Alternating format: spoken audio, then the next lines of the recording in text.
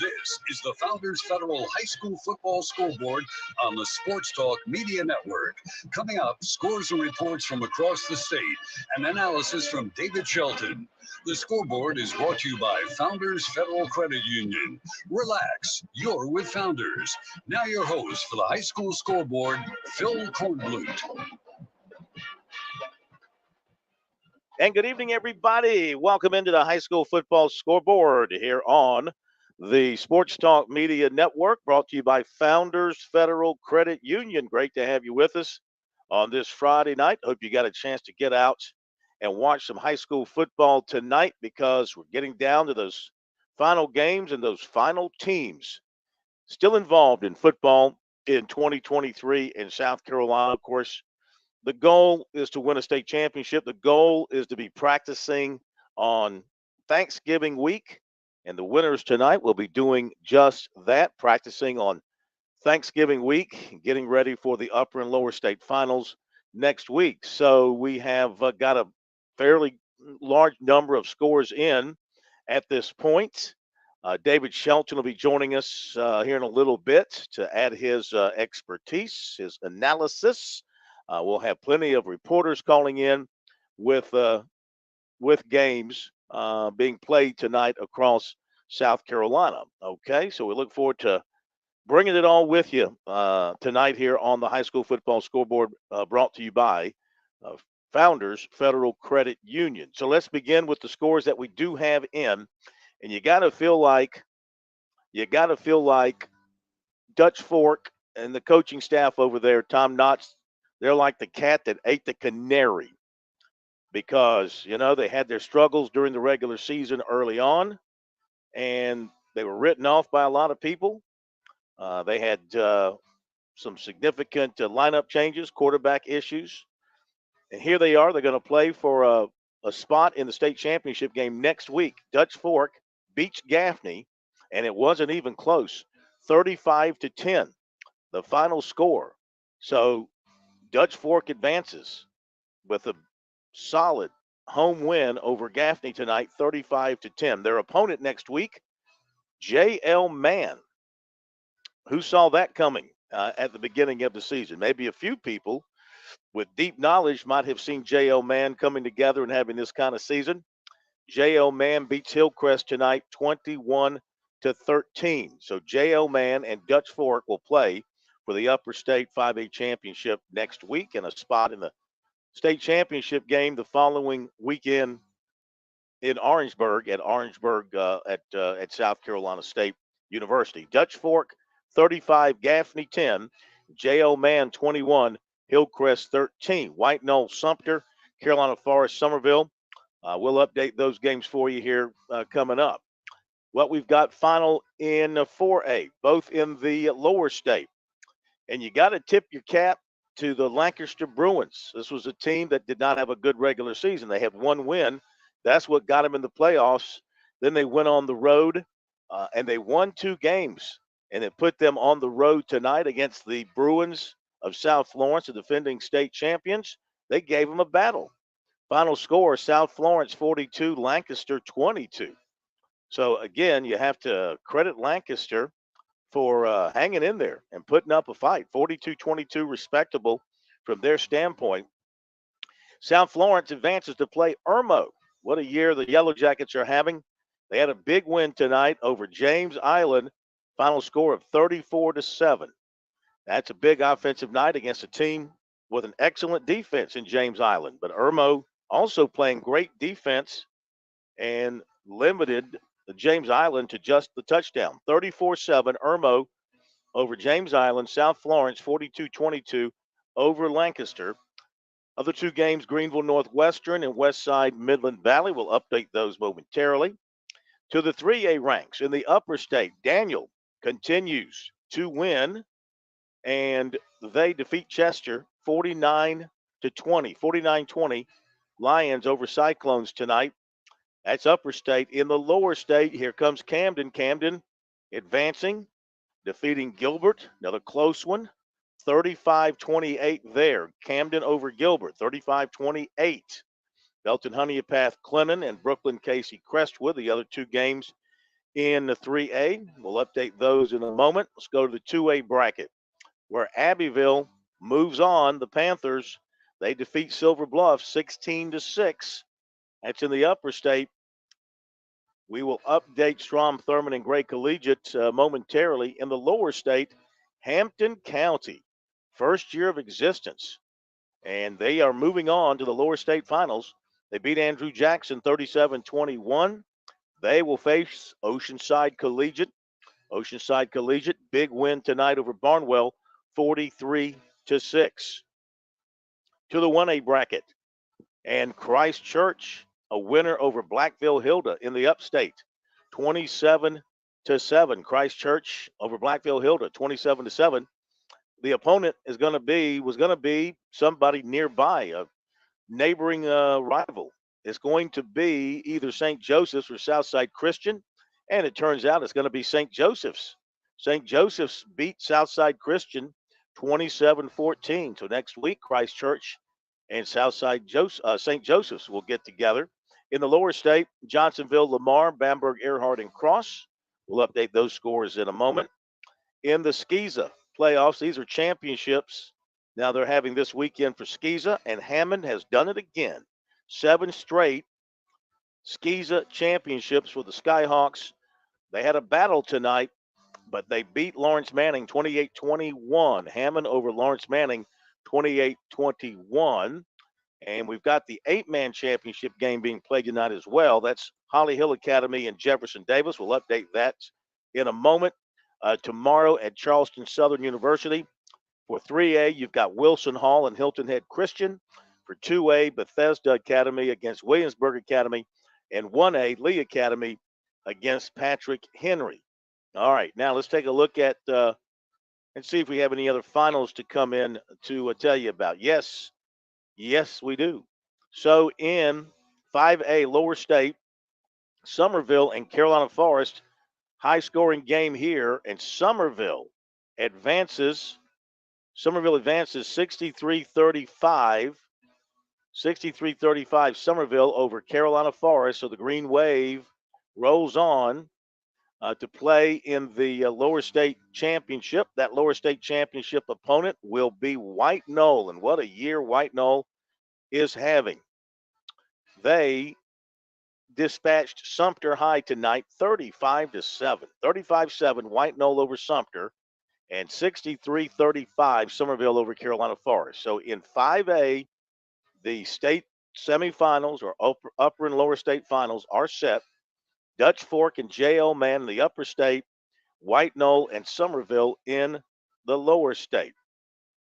Okay, let's see what else we've got in here. In 3A, how about this? Belton Honeypath defeats Clinton. Got to be one of the biggest wins in BHP history. BHP over Clinton 27-24. And that's in the 3A upper state. So BHP advances 27-24 and will face Daniel next week for the upper state championship. 27-24. BHP defeats Clinton tonight. Okay, and let's see what else we've got here as far as maybe some in progress scores we can pass along to you as we try to bring you as much info at the top of the program as we can. As some of these games are still ongoing as we speak, as far as I can tell. Let's see. We've got those are all finals. That's a final. Okay. Fourth quarter. What about this game? West Side, they're in the fourth quarter. West Side 68, Midland Valley 53. 68-53. What a shootout there. And that is in the 4A upper state. So right now, West Side and Midland Valley, they're having a big offensive night, and West Side has the upper hand 68-53. On the other side of the bracket in the upper state, Greenville High in the fourth quarter has a 42-28 lead on Northwestern, and they're playing in Rock Hill. 42-28 right now, Greenville over Northwestern. So if those leads hold up, you'll have West Side and Greenville meeting in the upper state final. Okay, in 3A, In the fourth quarter, in 3A, in the lower state 3A, the one score we don't have as a final, in the fourth quarter, Brooklyn Casey with 53 and Crestwood 27, 53-27. Right now, BC over Crestwood. That would seem to be an insurmountable lead at this point in the fourth quarter. So the Bearcats would be moving on if they hold on. They'd be moving on to play Camden as things stand right now. Okay. Let's see what else we've got here as far as games in progress. Let's see here. Gray Collegiate and Strom Thurmond. Do we have this as a final now? 35-31? Yes, yes. So Gray Collegiate defeats Strom Thurmond 35-31. Gray Collegiate, this is in the 2A playoffs. We had it 35-28 earlier. Yeah, that's the score I have. 35-31. I have the score 35-28. That's the final one I have. Well, we'll go with 35-31 right. for now. As long as it doesn't change who won, we're not wrong on that. Gray Collegiate won and will be advancing in the 2A playoffs to face Abbeville. The dream matchup, really, in 2A.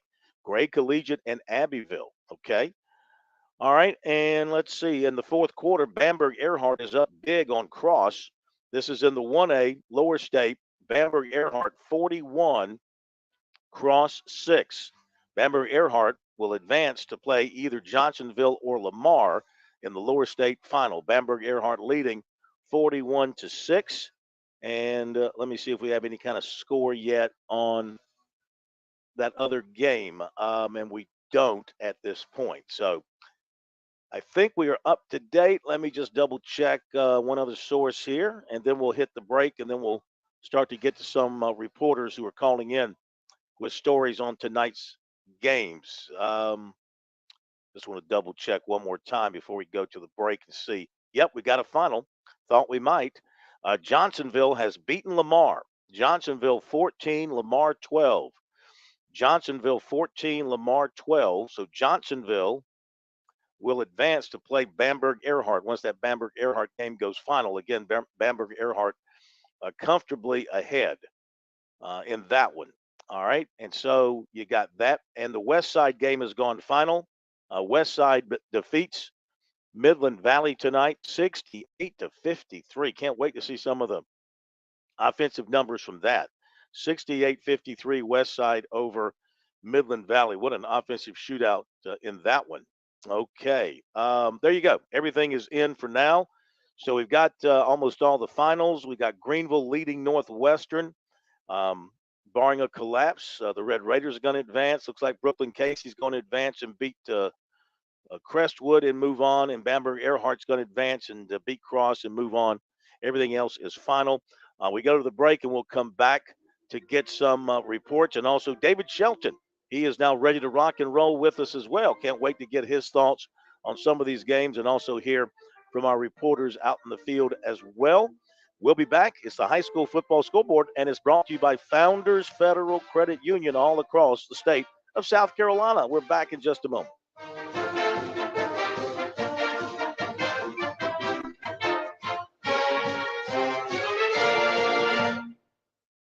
Looking for a way to fight back against inflation? One viable way to help your money stay relevant during inflation is through investing. To a new investor, investing can feel like a puzzle. With so many pieces to consider, it can be hard to know where to start. But with the right guidance along the way, you can put the pieces together to create a winning strategy. That's where Founders Investment Services come in. Our team of financial advisors can help you navigate the complexities of investing and create a personalized plan that fits your goals and risk tolerance. We'll work with you to identify the pieces of your puzzle and how they fit into your financial future. When you're ready to find the pieces to your financial plan, call 866-739-7064 to speak with one of our specialists, or visit foundersfcuinvestments.com to learn about how we can help you identify the key pieces to your financial plans. Securities offered through LPL Financial, member FINRA SIPC, and not NCUA insured. Not guaranteed by credit union and may lose value.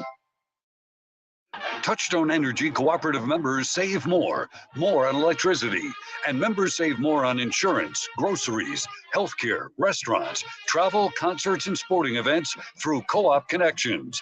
Touchstone Energy is an alliance of the member-owned electric cooperatives, and as a member, the power is yours. Experience the power of co-op membership with Touchstone Energy and find out how much you can save on electricity and a whole lot more at touchstoneenergy.com.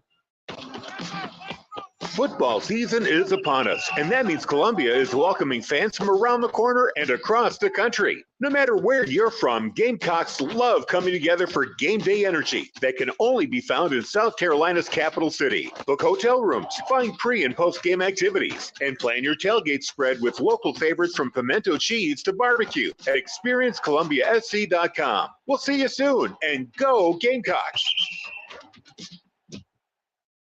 Your home is where your memories live. It's where you laugh and where you love. We understand the importance of the valuables under your roof, tangible and intangible alike. So no matter what's around the corner, we'll be there, offering you and your family the support that's made Farm Bureau Insurance a trusted name for nearly 70 years. You deserve more. You deserve a promise. Learn more at scfbins.com. Call me, Alex Satterfield, at 803-749-9171 for all of your Midlands insurance needs.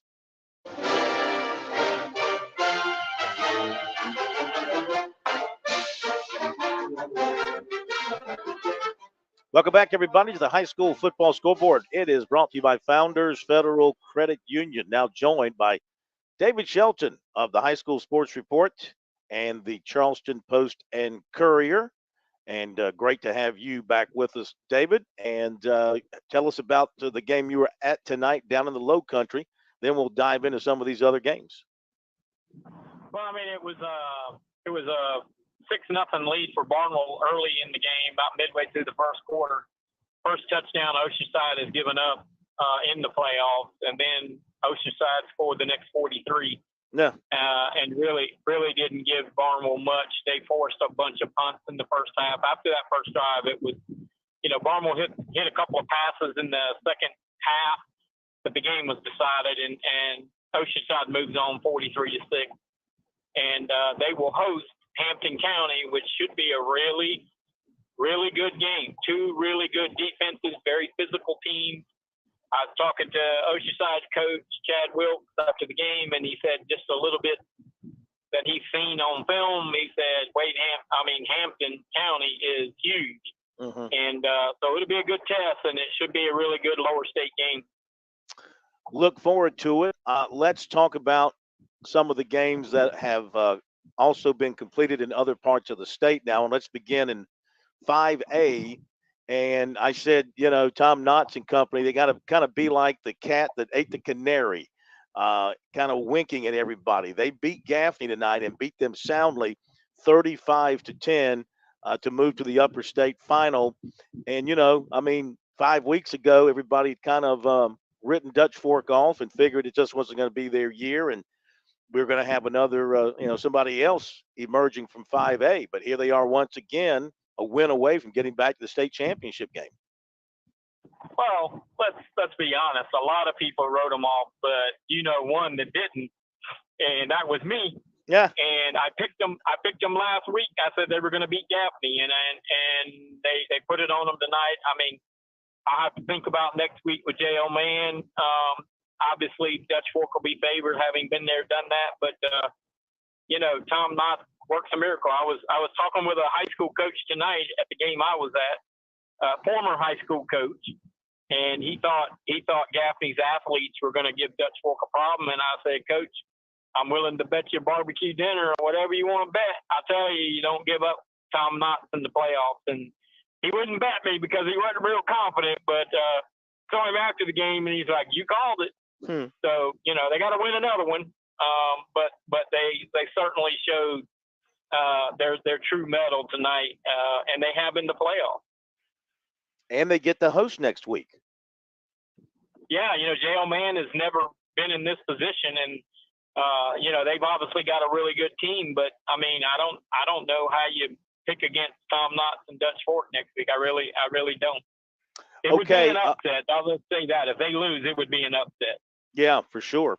All right, let's welcome in Chris Deering from Prep Zone SC, and he was at the Skeeza State Championship game tonight down in Charleston at the Charleston Southern University, where they're holding those state championships this weekend. And he was at the big one for the 4As, Lawrence Manning and Hammond. Hammond wins it, Chris, 28-21. Was it something that went right down to the wire? Oh, most definitely, Phil. It's a 7 in a row for Hammond. This has probably been the toughest one in that stretch. They trailed 14-0 early. Again, 21-20 in the fourth quarter. And after that, Lawrence Manning touchdown and put them up 21-20. They got Hammond was able to get a turnover deep in Lawrence Manning territory. And a couple plays later, Andrew Turner found Mike Tyler for a 32-yard touchdown pass with just over 6 minutes to go. And that was the winning point. Hammond turned it over to their defense that's been really good all season long. And Lawrence Manning got it back to midfield, but couldn't get any closer. And, it's hard to beat 7 in a row. That's pretty good company. I don't know if anybody in the state's done it 7 times in a row at any level. So you got to tip your hat to Hammond and what they've accomplished at that program. Oh, no question about that. The consistency going from one coach to another, and there's been no drop off from when Eric Kimmery was there to the changeover. They've just kept it rolling. Yeah, you thought maybe this year with the losses they had off of that team last year, a lot of really good senior players on that team. You thought maybe this was the year, and then they go out early in the season and they get walloped by Prince Avenue Prep, a really good program out of Georgia, and then they lose to Grace Collegiate big, both of them on their home field. And you think that they're playing 3 and 4 quarterbacks every single game, and you're thinking, really, is this the year that they don't win it? And early in the season, they beat this Lawrence Manning team 20-6, and right after those 2 losses, and I think that sort of righted the ship and got them back going in the right direction. And John Wheeler does a great job. He's got G.A. Mangus calling ball plays. Jeff Barnes is the offensive line coach. He's been here forever. Jay Fry, former coach at Richmond Northeast and a former South Carolina player, is on the defensive staff. So he's got a really good staff in place as well.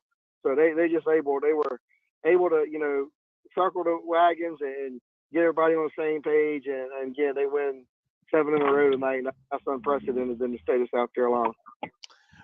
Tell us about the game atmosphere and, what was it like, the crowd and all that kind of stuff? Pretty good crowd on both sides. I got here at Charleston Southern early, which is a good thing because I saw it kicked off at 7:30. It was actually a 7 o'clock kick. But they had a DJ out here in the parking lot, and people were having a good time. I thought Lawrence Manning maybe brought a little bit more people than Hammond.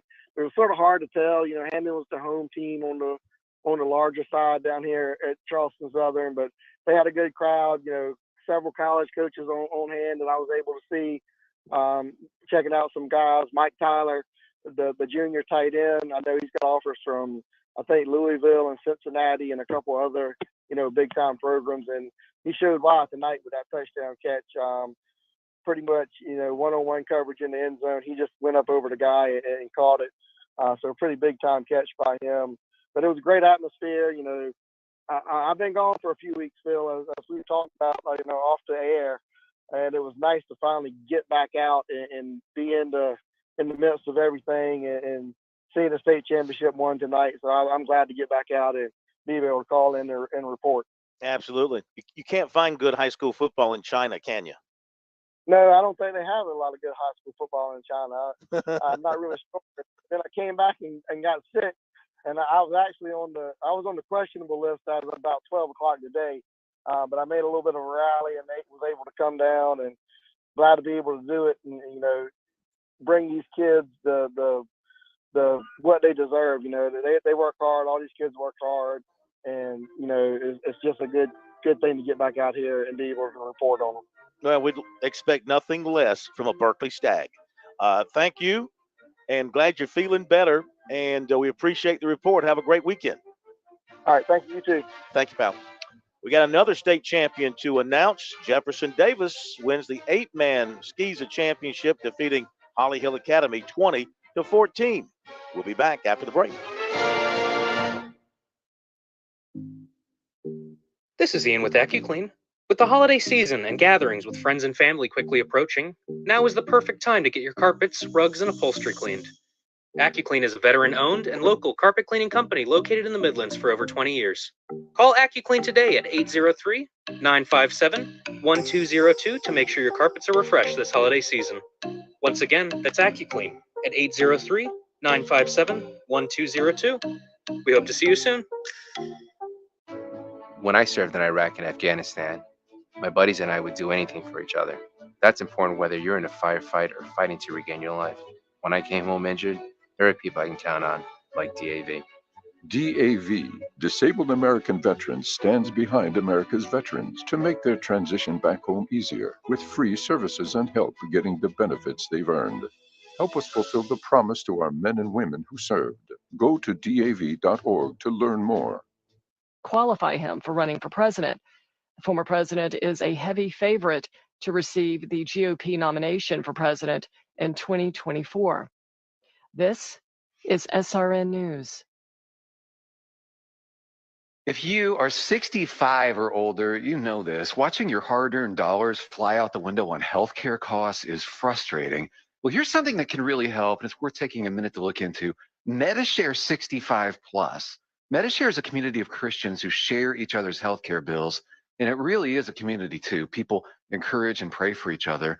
Well, MediShare 65 Plus is a low-cost option for those with Medicare Parts A and B, and it fills in the gaps where Medicare stops. It's a great way to fight inflation too. You can lock in one low monthly price for up to 10 years. And it's easy. You can use any Medicare-approved doctor or get 24/7 telehealth access from the comfort of your home. Very worth looking into during Medicare open enrollment. Hey, everybody. I'm David Jolly of the Higgins and Halloran Insurance Group. When you think about insurance, I ask that you think of me. I'm homegrown in the Midlands. I live in Lexington. I'm a lifelong learner, teacher, coach, and friend. There are many insurance agencies out there, and there's even more agents. How am I different? I served 20 plus years as a coach and teacher. I'll help you understand it. I've done this for a long time. I've been there for folks during horrible times in their lives. It's not easy, but it's when I can help the most. I'll explain the right insurance coverage, not try to sell it to you. Best of all, I'm an independent insurance agent. I want to be your trusted insurance advisor. I have no quotas to fill. I work for you, and I'll find you the best and most affordable coverage to fully protect you, your family, and your business. I'm always available to my clients, who I get to know as friends. I can help with personal insurance, like your homes, vehicles, or boats, your commercial, for business owners. And it doesn't matter how big or small your company is, I want to help.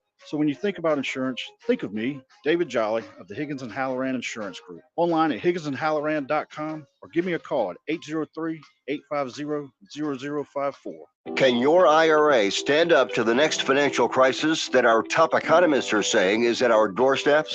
By allocating a percentage of your IRA into physical gold and silver with a tax-free rollover, you can diversify and safeguard your holdings from turbulent markets and economic downturns by putting your IRA back on the gold standard. Find out how to safeguard your assets with a tax-free rollover with a Genesis Gold IRA, the only IRA that can hold physical precious metals. Call now for your free gold and silver report. Protect your IRA today with one simple phone call and learn how to qualify for up to $10,000 in free silver. Call Genesis Gold Group, empowering faith-driven stewardship. 800-590-6470. 800-590-6470. 800-590-6470. That's 800-590-6470.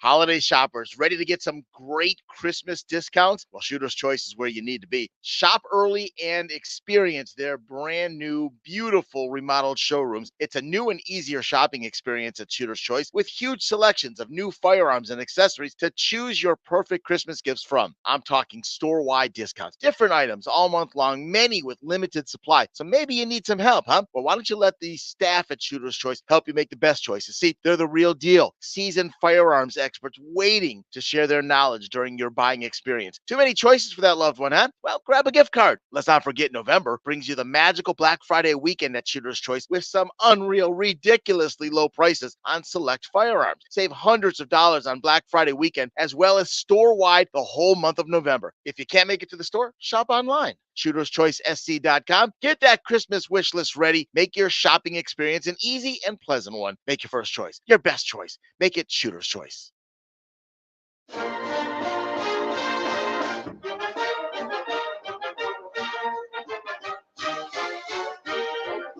Welcome back, everybody. It is the high school football scoreboard brought to you by Founders Federal Credit Union. It's round 3 tonight across the state of South Carolina. If you're just joining us, here are the finals. In 5A, Dutch Fork 35, Gaffney 10, J.L. Mann 21, Hillcrest 13, White Knoll 35, Sumter 7, and Somerville 63, Carolina Forest 35. In 4A, Greenville has defeated Northwestern. They had to hang on. I bet you there was a 2-point conversion there at the end, and it failed. Greenville 42, Northwestern 41, or maybe there was a blocked extra point or something, because they were up 42-28. So Northwestern obviously scored 2 touchdowns late and did not convert after that second one. 42-41, Greenville advances. Westside 68, Midland Valley 53, South Florence 42, Lancaster 22, and Irmo 34, James Island 7. 3A playoffs. Daniel 49, Chester 20, Belton Honeypath 27, Clinton 24, Camden 35, Gilbert 28, and Brooklyn Casey 53, Crestwood 27. 2A, Abbeville 16, Silver Bluff 6, Strom Thurmond and Gray Collegiate. Gray Collegiate wins it 35-31. Hampton County 37, Andrew Jackson 21, and Oceanside Collegiate 43, Barnwell 6. 1A, Christchurch 27, Blackville Hilda 7, Southside Christian 14, and they lose, let's make that St. Joseph's 27, Southside Christian 14. Johnsonville 14, Lamar 12, and Bamberg Earhart 41, Cross 6. Skeeza, as you just heard from Chris Deering from the Prep Red Zone, Hammond 28, Lawrence Manning 21. That's in 4A. That's a championship. An 8-man championship, Jeff Davis 20, Holly Hill Academy 14. Now back to the phones. Monty Dutton joins us. And Monty Dutton was at the Clinton and Belton Honeypath game. Monty, BHP edges it out 27-24. Must have been a heck of a game. Well, it was just about the type of game you'd expect. You're not going to find 2 more aggressive teams. And Marquise Henderson of Belton Honeypath had in the range of 31 carries for 165 yards. The game began horribly for Clinton because Clinton began with a lousy kickoff return, a lousy punt, and Henderson went 40 yards for a touchdown on their first play. However, Clinton came back, and it was close until, Clinton they had 3 touchdowns. 2 were by Tate Cook on short runs after they were set up. But the big story for Clinton was that Clinton's quarterback, Sean Richardson, rushed for 145 yards and passed for 120. And his night was one of being versatile, of making something out of nothing. And I guess at the end, you'd have to say that he could run, but he couldn't hide. And BHP, Clinton played a stubborn, made every yard tough. But when it came down to the end, Clinton did get a late touchdown on Zay Johnson catching a touchdown pass. But it was a very close, hard-fought game, and both teams were fantastic. But I'd have to say that Belton Honeypath was a deserving winner on their home field. But it was a fantastic battle of wills, and about as aggressive and hard-hitting football game as you'll see these days. What did you think of the Henderson kid, the junior running back from BHP? Well, it's a good means of comparison because a week ago, Clinton held Bruce running back had 1,700 yards and he had 5 against Clinton. Well, this kid went over 2,000 and he had over 900 coming into the game.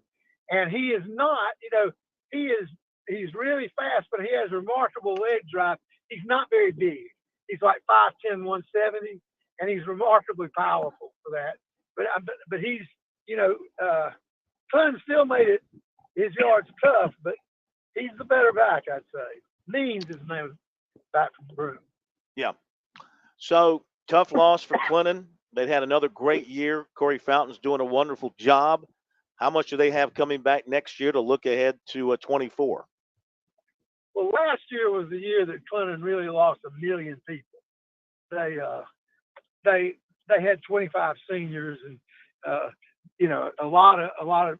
This year, they have a major college recruit in Zay Johnson. But the big thing is I think when you get right down to it, it's just about what you would expect.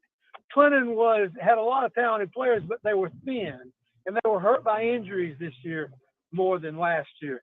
Clinton's JV program is won 45. They'll have a little more depth, and also their superlative quarterback will be back. Well, Monty, we hope you'll be back with us in 2024. Can't tell you how much you add to the show, how much we appreciate your weekly calls following the Red Devils. I know that not only is something that you enjoy doing from a working standpoint, but it's near and dear to your heart. So thank you so much. Enjoy your high school off season. I know you still got Furman to follow, but we appreciate it, and we'll talk to you soon. Yes, I'm looking real forward to that noon kickoff in Spartanburg tomorrow. Okay. Safe travels, and thank you very much. All right. Take See care. you later, Phil. Monty Dutton. Thank you, Monty. We go to Scott Keeler, and Scott was on hand tonight in the upstate, and he was watching Hillcrest, and man, oh man, wins it 21-13. I don't know. My memory doesn't go back 100 years. Can't remember man being this deep in the playoffs, Scott. Thank you for joining us. Tell us about this game tonight. Well, JL Man tonight doubled its third round win total. They were the state runner-up in 1984. That's Okay. the only time they've won a third round game. So yeah, Hillcrest had only won one third round game as well when they won the state title about 7 years ago. So this was interesting tonight in the fact that this game was a classic 3 weeks ago to end the regular season. JL Man won 42-35. There were 3 touchdowns in the last 90 seconds of that game. And Man pulled it out. And with that victory 3 weeks ago, that meant Man has been home all 3 rounds of the playoffs. And Hillcrest has been on the road all three rounds of the playoffs. An interesting thing that happened that night, Hillcrest quarterback got injured in the second quarter and left. He came back last week at Burns when he threw for 250 yards and they won at Burns. So you kind of got the feeling, well, he's back this week. Who knows what's going to happen? Hillcrest led 13-7 at the half, and then Man comes out on its first 2 drives of the second half. They have a good balanced offense, but they pass it more than they run it typically. Well, they came out running in the second half and got 2 touchdowns sandwiched around a 3-and-out by its defense and shut Hillcrest out the rest of the way 21-13. Man's defense, since that 42-35 game in the regular season at Hillcrest, Man's defense has been unbelievable in the playoffs. Wow. Fantastic. Since 1984, that's the last time they got this far. Did Hillcrest, down 8 points, did Hillcrest mount any kind of a late threat to be in a position to maybe tie the game? Oh, they did. And that's when Man's defense really, really stepped up. Hillcrest had 3 drives tonight of 16, 12, and 15 plays and got no points out of any of the 3 of them. And the last one, that 15-play drive, ended in the middle of the fourth quarter. They had 4th and 2 at the Man 8. They put in a Mr. Football finalist, Avery McFadden, who's got every Hillcrest record in the books pretty much this year. They put him in at the Wildcat quarterback, and Man's Joel Crespo, who had a pick-6 last week in the win over Spartanburg, I mean, he arrived a split second after the ball and dropped McFadden for a 5-yard loss. And people just don't tackle Avery McFadden one-on-one. Mm-hmm. But Joel Crespo of that Man defense did it then, and that pretty much, you had the feeling right then that this game was kind of over, even though it was middle of the fourth quarter in an 8-point game. Okay, you're right there. Sound like you dropped I something. don't know what that is. That's not. No. That's not. I'm sorry. I don't know what that is. I'm driving. And Okay. I'm not hitting anything, so I don't know what's going on. Be careful. But Be careful. yeah, no, I'm fine. But yeah, man, shut out Blythewood in the first round. Man got 91 yards of total offense last week. They got 2 pick sixes in the 17-7 win over Spartanburg. And like I said tonight, they shut out Spartanburg the last 3 quarters last week. They shut out Hillcrest in the second half tonight. So they're really getting it done on defense. Yeah. How do they feel about playing Dutch Fork? I know that probably hasn't sunk in because they're celebrating this, but they know that elephant in the room is waiting for them next week. Well, it's kind of ironic. I was telling the man coach afterwards, I think the last Greenville County team to play Dutch Fork in the playoffs was that Hillcrest team that won the state title by stunning Dutch Fork that year. Mm-hmm. So it's kind of interesting. They're going to try to do it 1 round earlier this year from Greenville County. Scott, thank you so much. Hopefully we'll hear from you next week. If you're at a ball game, let us know. Otherwise, we appreciate it. Sir. Have a great weekend. I know you'll be at Furman and Wofford tomorrow covering them, so thank you very much. Enjoy your weekend.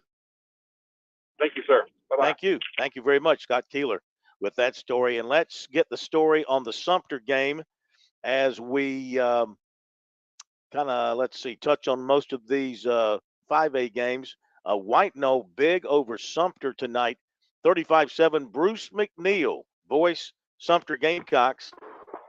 Well, you had to call it on the short end tonight, didn't you? Yeah, rough final ending for those seniors.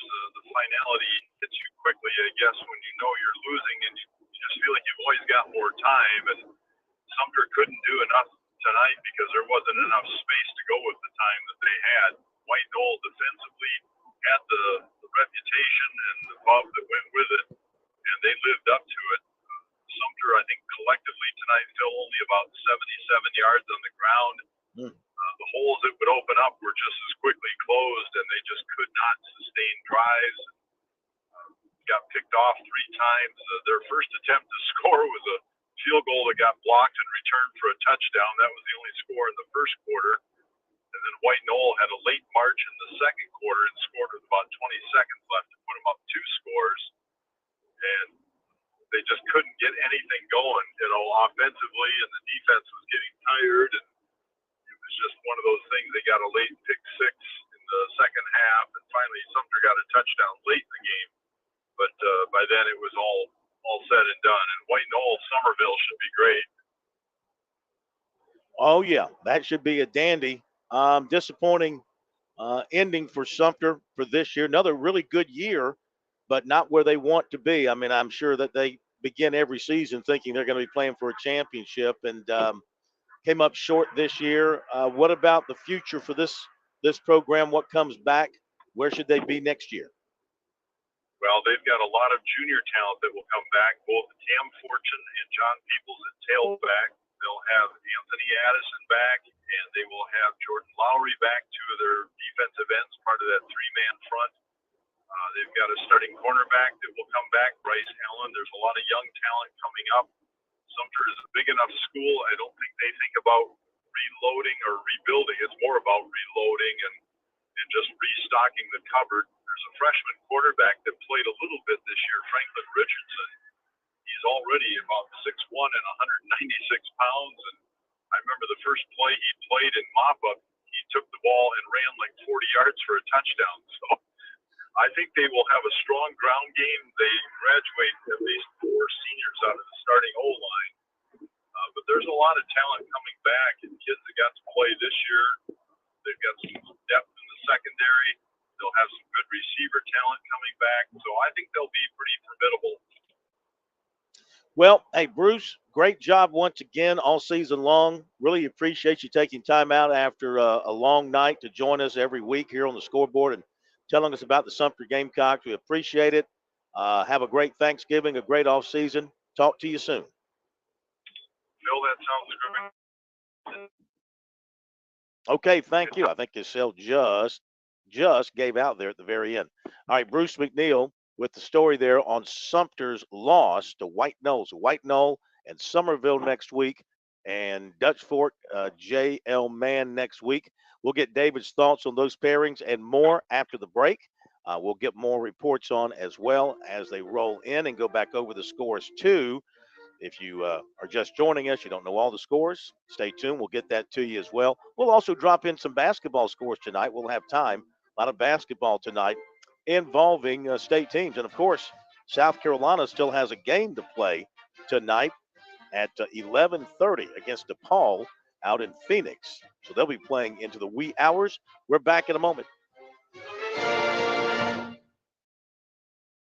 Investing can be like a puzzle. There's so many pieces to consider, and it can be hard to know where to start. But with the right guidance, you can put the pieces together to create a winning strategy. That's where Founders Investment Services come in. Our team of financial advisors can help you navigate the complexities of investing and create a personalized plan that fits your goals and risk tolerance. We'll work with you to identify the pieces of your puzzle and how they fit into your financial future. Call 866-739-7064 or visit foundersfcuinvestments.com to learn more about how we can help you take the first step towards reaching your financial goals. Securities offered through LPL Financial.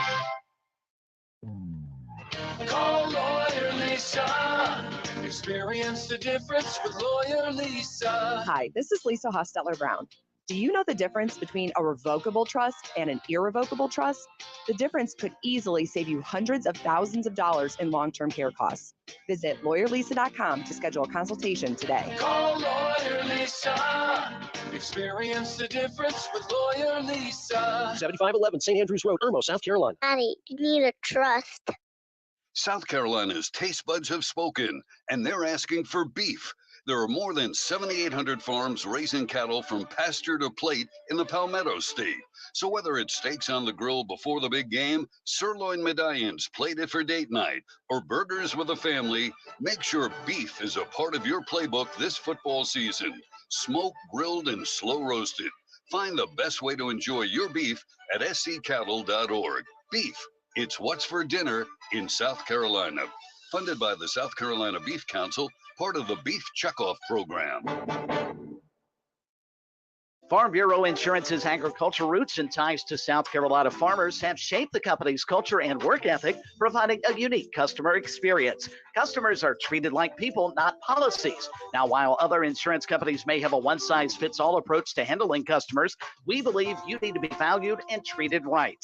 Our claims professionals work until the job is done, and our agents still believe in the commitment that comes with a handshake. Call Buddy Bridges in Clinton and Lawrence at 864-923-2174 for all of your auto, home, and life insurance needs.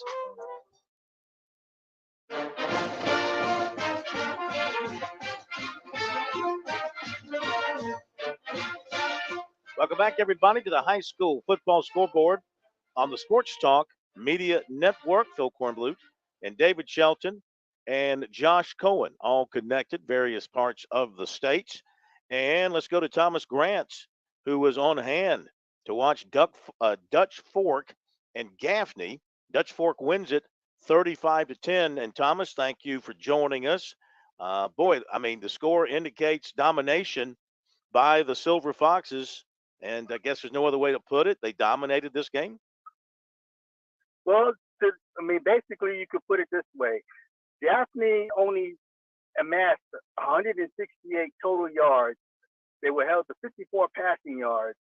And then this is the first game since 2016 when they lost 46-2 to Northwestern that they went without an offensive touchdown. The only touchdown they scored today came on a blocked punt on Dutch Fork's first drive that Kriston Sims returned 25 yards from a touchdown.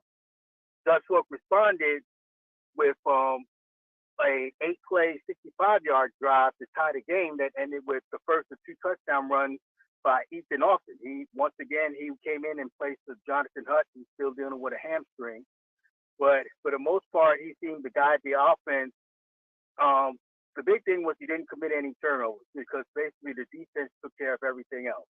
I mean, in particular in the second half where they did not, I think they only had at least 3 first downs, and Riley Stanton only completed 3 passes, and he ended up not completing his last 6 passes to finish 7 of 24 for 54 yards, while Austin threw for 188 yards, rushed for 2 touchdowns, and then he threw one touchdown to Trenton Lodge, who also scored the dagger, so to speak, to put the game away. But basically, it's been all about Dutch Fork's defense. It's just right now, there's hardly a team. Right now, there's not a team they see that's still left in the postseason they don't believe they can shut down. And especially at home, this was their 17th straight home playoff win going back to 2015. And now they got a home game against Yale Man, and the funny thing is, this will be the first time both they faced each other. They've never faced each other before. Well, if you're J.O. Man, be careful what you wish for because, Dutch Fork is Dutch Fork. And what a turnaround for them. Thomas, thank you very much. Appreciate it. Look to hear from you next week. You have yourself a great weekend. Yeah, you too. Thank you, Thomas. Let's go to Andrew Miller from the Charleston Post and Courier, or as they like to call it down there, the Post and Courier. He was at James Island and Irmo tonight, and another Columbia team advancing 34-7.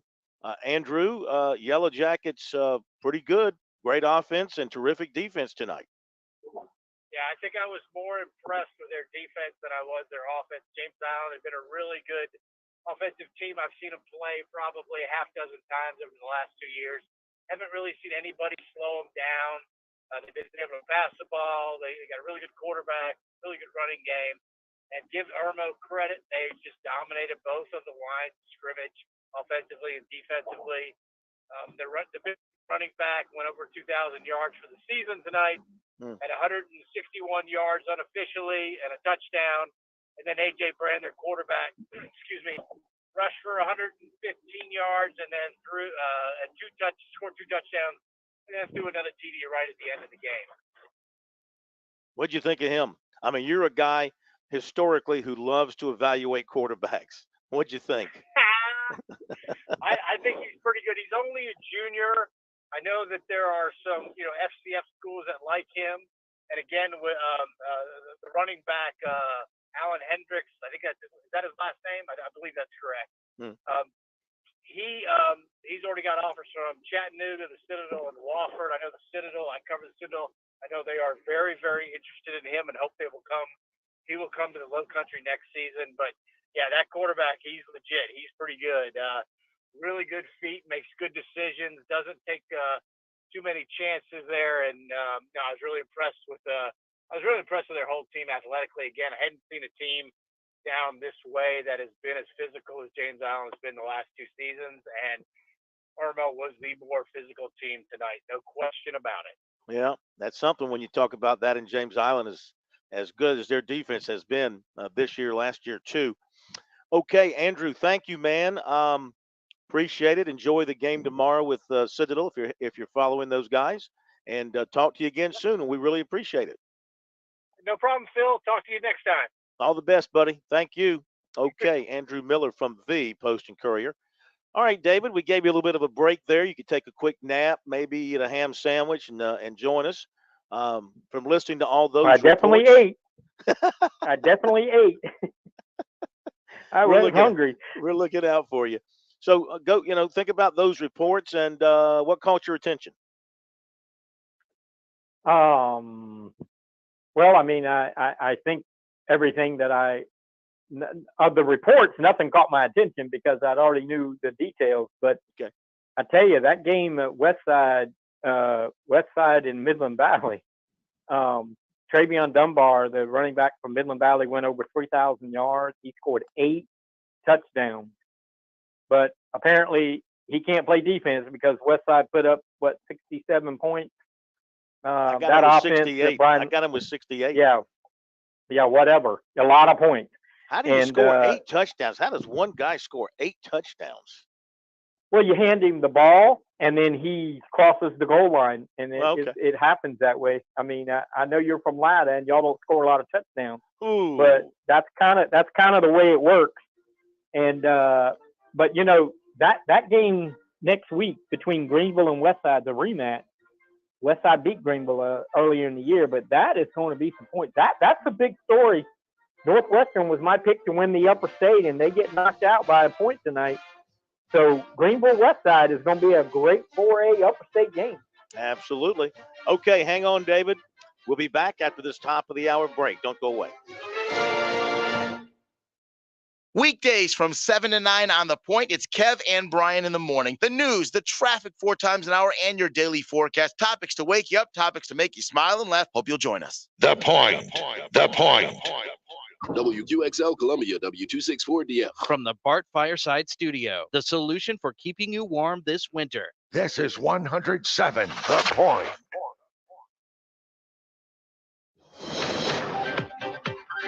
News this hour from townhall.com. I'm Keisha Stevens. House Republicans are releasing surveillance video from January 6, 2021. Speaker Mike Johnson announced Friday that thousands of hours of video from the U.S. Capitol will be posted to a public website as soon as possible. He said the move will allow Americans to see for themselves what happened that day. 40,000 hours of video expected to be made public over the next few months. Some camera footage released already shows Capitol Police shaking hands with people as they entered the Capitol. A Colorado judge is keeping former President Trump on the state's 2024 ballot. The ruling's another victory for Mr. Trump after courts in Minnesota and Michigan also rejected similar efforts. A health development involving a former First Lady. Word from the Carter Center that former First Lady Rosalind Carter, now 96 years old, receiving hospice care at home. Family members say she and the former president, who is now 99, are spending time with each other. Rosalind Carter diagnosed with dementia back in May. She and former President Jimmy Carter are the longest married couple in U.S. presidential history. They celebrated their 77th wedding anniversary back on July 7th. Laura Winters, Atlanta. The flu season is well underway. Normally, the flu season ramps up in December or January, but health officials say there are at least 7 states reporting high levels of illnesses, with cases rising in other parts of the country. Data posted by the CDC shows very high activity last week in Louisiana and high activity in Alabama, Florida, Georgia, Mississippi, New Mexico, and South Carolina. While the CDC says it's not yet clear exactly how effective the current flu vaccines are, the shots are well matched to the flu strains that are showing up across the country. I'm Shelley Adler. More on these stories at townhall.com. If you're paying too much for term life insurance, there is a tremendous price war in the term life industry. Rates have dropped dramatically in the past few years. For example, a man age 45, non-smoker, $1 million of coverage, $75 per month, level rate for 10 years. Or a man age 50, non-smoker can obtain $500,000 of coverage for a monthly premium of $110, level rate for 20 years. That's right, guaranteed level rate for 20 years. If you're a smoker, we have great rates for you as well. At Term Busters, we specialize in policies of $500,000 and above. If you're looking for new or replacement term life insurance, call today for a quote at 800-773-0433. You're probably paying more than you should. Call 800-773-0433. Remember, 800-773-0433. Sample rate quotes based on preferred non-smoker underwriting exam required to qualify. That number for Term Busters is 800-773-0433. 800-773-0433. 5. A Missouri trial is underway over a new state voter ID law. Voting rights advocates are seeking to overturn Missouri's new legislation, saying that getting the records needed to obtain proper photo identification to cast a regular ballot can be challenging, especially for the elderly and people with disabilities. Last October, the presiding Cole County Judge John Beadham dismissed a similar lawsuit by the Missouri League of Women Voters, the NAACP, and 2 Missouri voters. Beadham said he could not find evidence of specific injury or protectable interest. Missouri's Republican-led legislature passed the measure last year after decades of effort, and the office of Andrew Bailey, Missouri's Republican Attorney General, is defending the law in court. I'm Jennifer King. Pentagon's failed its annual audit for the 6th year in a row. The Defense Department passed only 7 of 29 sub-audits this year. Auditors found half of the department's claimed assets could not be accounted for. Lawmakers have repeatedly expressed concern about fraud with the Pentagon. News and analysis at townhall.com. Hi, this is Jennifer Coolidge. The American Heart Association says the disco song Stayin' Alive is the near-perfect beat for hands-only CPR. If you see a teen or adult collapse from cardiac arrest, you only need 2 steps to help save a life. Call 911 and push hard and fast in the center of the chest to the beat of the song Stayin' Alive. Disco is back and it's saving lives. To learn more, go to heart.org/hands-only CPR. Nationally supported by the WellPoint Foundation. Text and work. Text and pretend to work. Text and act surprised when someone calls you out for not working. Who, me? Text and whatever, just don't text and drive. Visit StopTextsStopWrecks.org. A message from NHTSA and the Ad Council.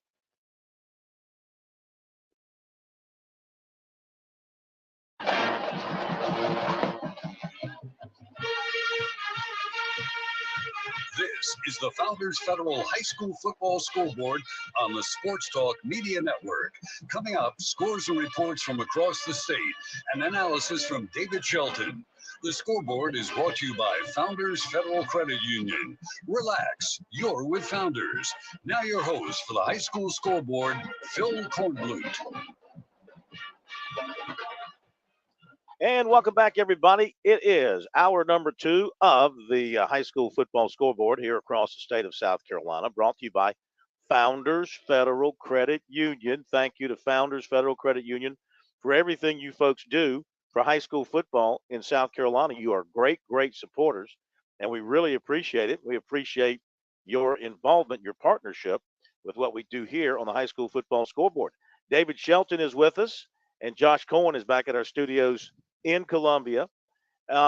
Let's go over the scores one more time for those of you who just might be joining us because you've been doing something else. What have you been doing on a Friday night? You should be focused on high school football. Here's what it looked like in 5A. Dutch Fork 35, Gaffney 10, J.O. Mann 21, Hillcrest 13, White Knoll 35, Sumter 7, Somerville 63, Carolina Forest 35. In 4A, Greenville 42, Northwestern 41, Westside 68, Midland Valley 53, South Florence 42, Lancaster 22, Irmo 34, James Island 7.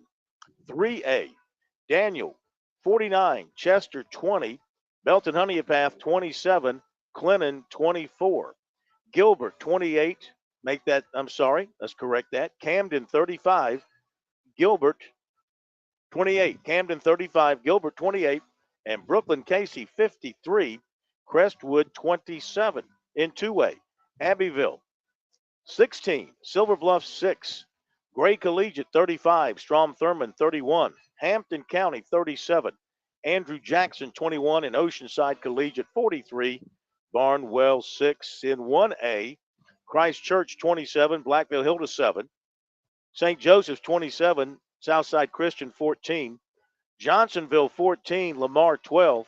Hey, David Shelton, do you know who won when Latta played Johnsonville in the regular season? Do you know who won that? I'm assuming Latta did. That's right. Latta's only loss in the regular season was to Lamar. Did you know that Latta lost in the first round of the playoffs, getting shut out by a number 3 seed? Understand that. Okay. I'm just saying. Football has a funny, fickle fate to it. Bamberg Earhart 41 and Cross 6. I'm not taking anything away from Johnsonville. Congratulations to the Flashes. That's a tough region there. Johnsonville, Lamar, Latta, Lakeview. That's a tough region. And Ski's a championship. Congratulations, Hammond in 4A. 7 straight championships. 28-21 over Lawrence Manning. And congratulations, Jeff Davis over Holly Hill Academy in 8-man, 20-14. Okay, we have more reporters standing by. So let's go to Travis Jenkins. And Travis from the News and Reporter up in Chester, joining us tonight with that story on the Chester game. Chester trying to advance, get past Daniel. A little bit too much, however. The Lions win it 49-20. Travis, thank you for joining us. Yeah, it was a great night, Phil. I had, pulled pork and smoked chicken and the jalapeno cheese grits at the Pig. So things kind of went downhill after that.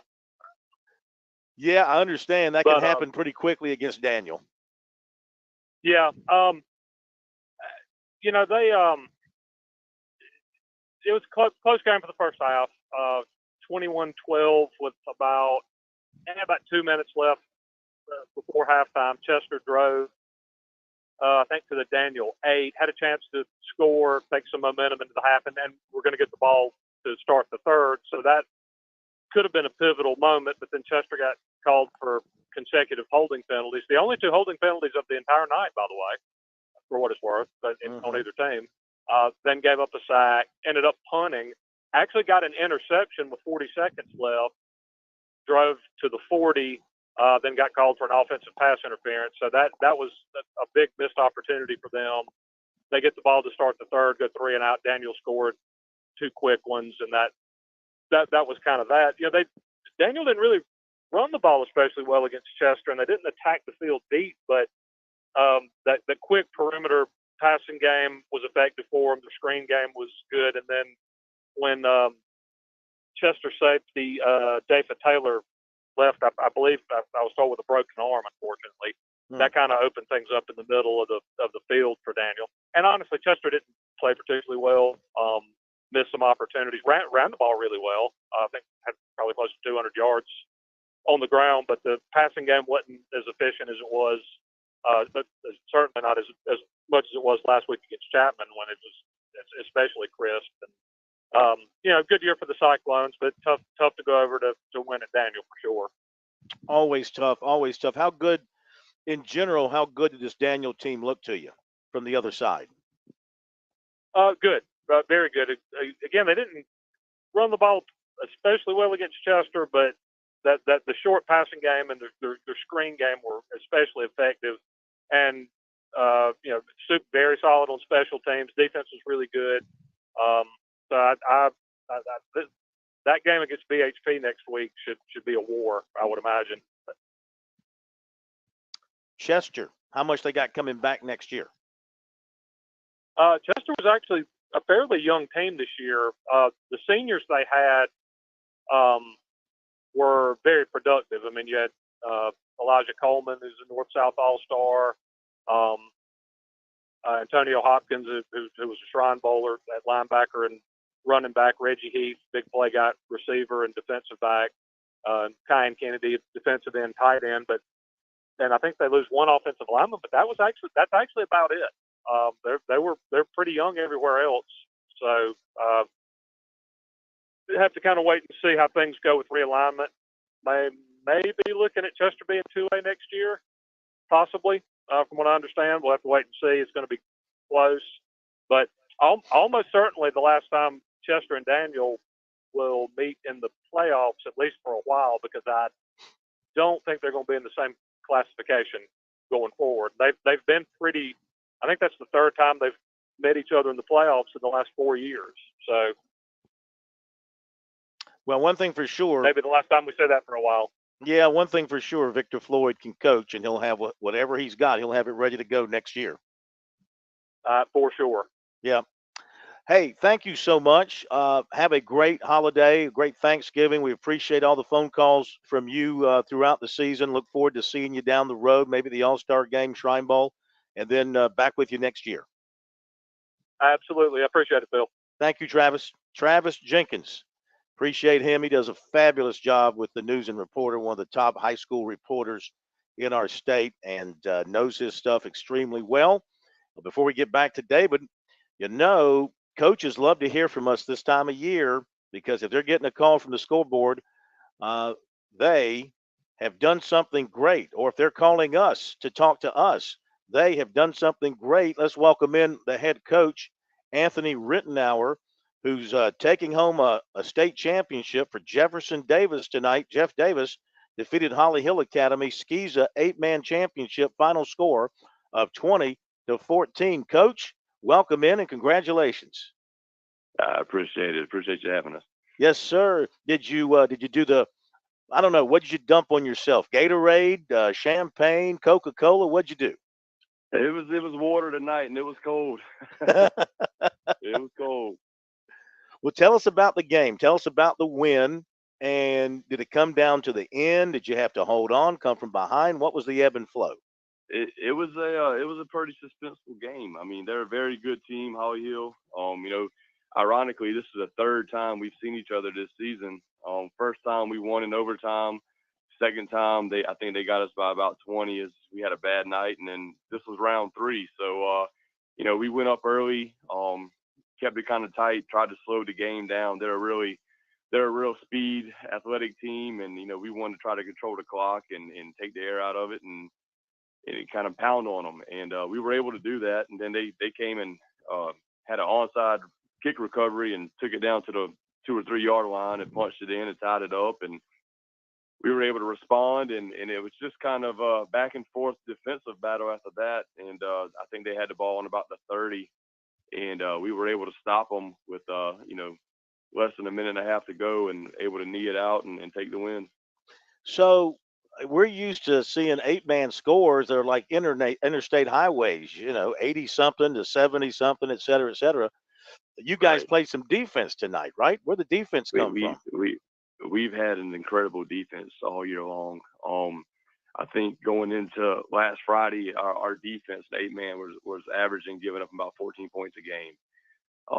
We just had a lot of real strong talent on the front line, some really good linebackers, and we had some DBs that could, cover the top all night long. So our defense has been just an animal all year, and offensively, we've really had a ground and pound game.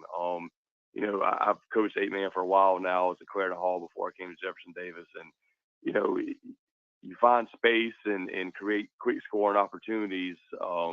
This year, I realized early on that my front line and my running backs were just, men amongst boys, and you know what, we can play real power nose football with this team and keep the ball out of other teams' hands, and let's get to 5 and 6 yards or 4 and 5 yards at a time. And so all season long, you look at 8-man schools, and our scores aren't really like poking eyes out. And Jeff Davis, well, they only scored 30 points against them.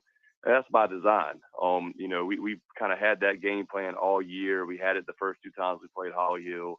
It didn't change tonight. It was just a match of wills and getting dirty and just breaking before we break type of game. And that's what my boys did tonight. I'm proud of them.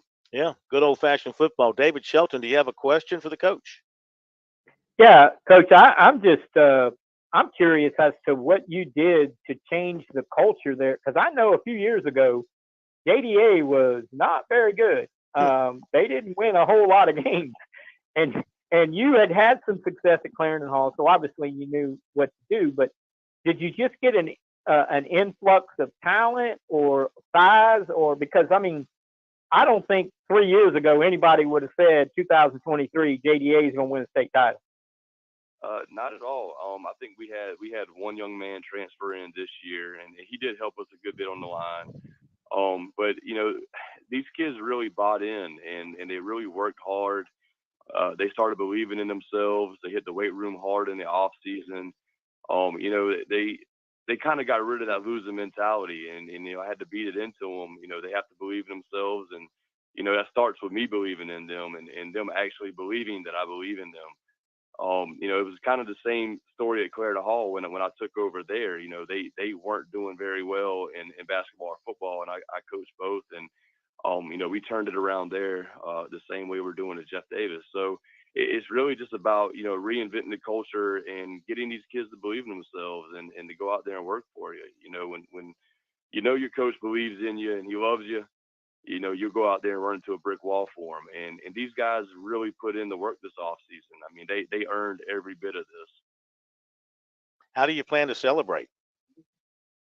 A good night's sleep and cutting the phones off in the morning and just relax. It's been a very stressful few weeks. I'm the AD there as well. So basketball starting, I'm the head basketball coach for varsity. It's just been chaos. So, he ain't gonna rest much. I'm gonna take that at least 24 hours, and I'm turning everything down and shutting it off, and just gonna relax and enjoy time with my family and get ready to jump right back in the mix after Thanksgiving. Well, listen, you have a great Thanksgiving. We appreciate you getting in touch with us. Congratulations. Championships are they're to be cherished because, as David pointed out, you guys have come a long way in a short amount of time, and who knows the next time you'll get one. So might be next year, might be down the road, but cherish this one and enjoy it. And thank you for being with us tonight. We really appreciate it. Yes, I appreciate y'all. Y'all have a good night. Thank you. Anthony Rittenauer, Jeff Davis. 20 to 14. I'm telling you, over Holly Phil, Hill. I'm not joking because a few years ago, I want to say maybe before COVID, 18, 19, I was writing some stories for the high school sports report, and Jefferson Davis was a school that got assigned to me. And I remember, I mean, football was just not good, and I didn't know how to write it. You know, I mean, it's just week after week after week. But then, you know, when I knew when Anthony got the job, I was like, well, you know, he's won at Clarendon Hall. So, you know, it's 8-man football. You don't need 55 guys. You need about 20. And you got to realize they beat Holly Hill Academy, who had won the last 3 state titles. And the only 2 games that Holly Hill Academy has lost in 3 years were this year to Jefferson Davis. So this was not a fluke. This was a real deal for 8-man football. Well, congratulations to them. Job well done. And also Hammond won a SCISA championship tonight, 28-21 over Lawrence Manning. But what else is new? At 7 in a row. So they got a championship for every day of the week in their 7-game winning streak. Now, let me refresh me here.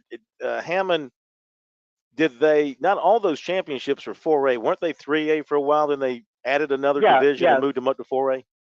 Yeah, SCISA went to 4 divisions like 3 years ago. So 3A was the biggest.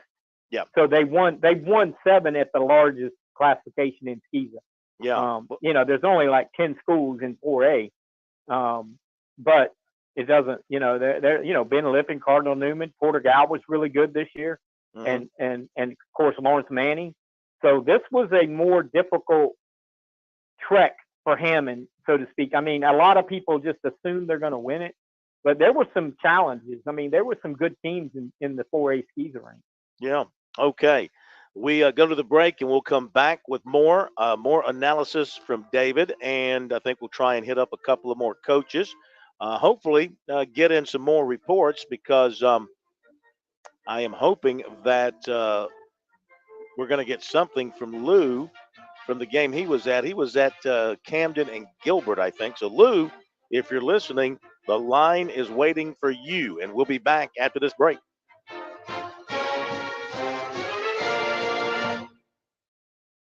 Investing can be like a puzzle. There's so many pieces to consider, and it can be hard to know where to start. But with the right guidance, you can put the pieces together to create a winning strategy. That's where Founders Investment Services come in. Our team of financial advisors can help you navigate the complexities of investing and create a personalized plan that fits your goals and risk tolerance. We'll work with you to identify the pieces of your puzzle and how they fit into your financial future. Call 866-739-7064 or visit foundersfcuinvestments.com to learn more about how we can help you take the first step towards reaching your financial goals. Securities offered through LPL Financial. Farm Bureau Insurance's agricultural roots and ties to South Carolina farmers have shaped the company's culture and work ethic, providing a unique customer experience. Customers are treated like people, not policies. Now, while other insurance companies may have a one-size-fits-all approach to handling customers, we believe you need to be valued and treated right. Our claims professionals work until the job is done, and our agents still believe in the commitment that comes with a handshake. Call Buddy Bridges in Clinton and Lawrence at 864-923-2174 for all of your auto, home, and life insurance needs. Call Lawyer Lisa.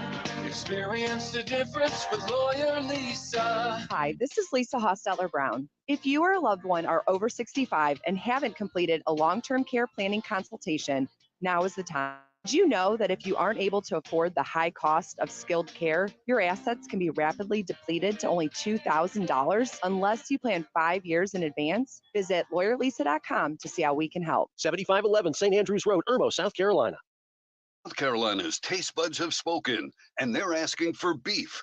There are more than 7,800 farms raising cattle from pasture to plate in the Palmetto State. So whether it's steaks on the grill before the big game, sirloin medallions plated for date night, or burgers with a family, make sure beef is a part of your playbook this football season. Smoked, grilled, and slow roasted. Find the best way to enjoy your beef at scattle.org. Beef, it's what's for dinner in South Carolina. Funded by the South Carolina Beef Council, part of the Beef Checkoff Program.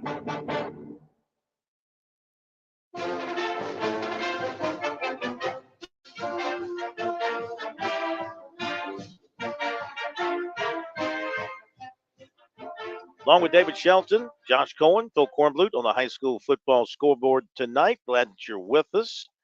And been a great night. Had some great games, had a few blowouts, had some surprises.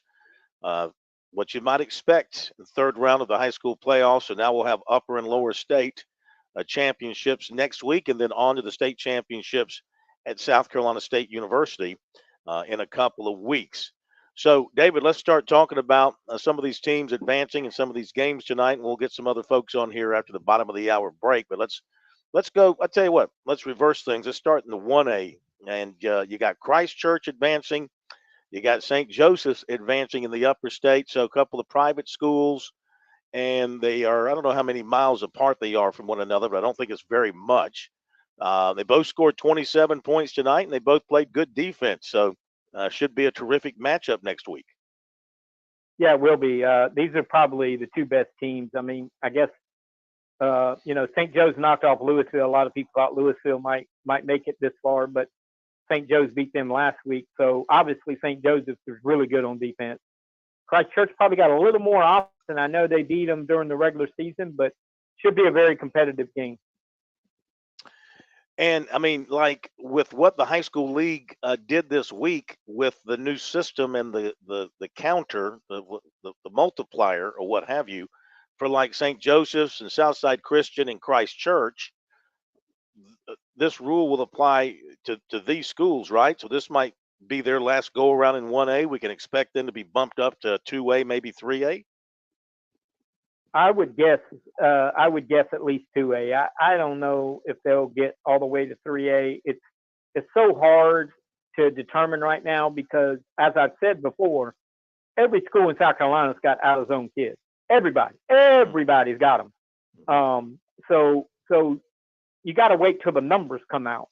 If Christ Church has, or St. Joe's, if they have, more than 50% of their student body is out of zone, that's going to bump them to high 2A.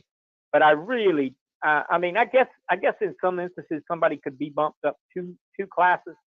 But when somebody goes up, somebody's got to come down. Unless they change the number of teams in each class, which they could do, they could make a 6A. We could have a 6A classification, and that would spread things out. But I would be very comfortable in saying both St. Joe's and Christ Church and Southside Christian will be at least 2A next year.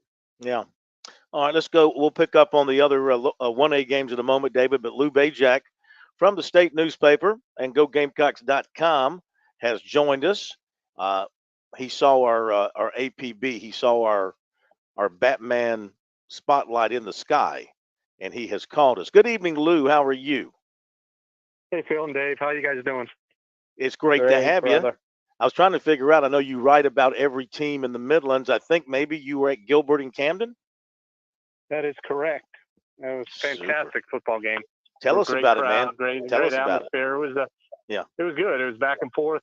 Gilbert jumped out to a 14-0 lead. Camden, and they're up 14-0 going in for 21-0. But Camden picked them off. I think it was early in the second quarter. Were able to score, make it 14-7, and then the Bulldogs scored right before half to make it 21-14 or 14-14. Both teams scored on their only possessions in the third quarter. Is 21-21, and Gilbert was up 28-21.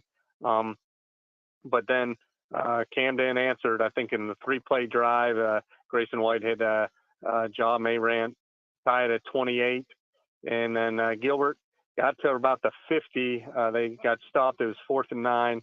They were going to punt, but they tried a fake punt. It was going to work perfectly. I mean, they're wide open, but the punter, who was also the quarterback, overthrew his receiver, so Camden got it there. Were able to march down and score, and Grayson White had a touchdown run to make it 35-28. And then Gilbert got, I think, to the 30 of Camden, was intercepted with about 2 minutes left, but Camden couldn't run it out, and Gilbert got the ball one last chance, so it didn't have any timeouts. They got it to about midfield, and then on the last play, Drake Braddock was sacked to end the game by Grayson White, Camden's quarterback. Yeah, I see where you noted that. I'm watching your video over and over again. Can you hang on, because I want to talk to you more about this game and also about a big playoff run for the Midlands teams. Can you hang with us? Sure, man. All right, we'll come right back to you here on the High School Scoreboard, brought to you by Founders Federal Credit Union.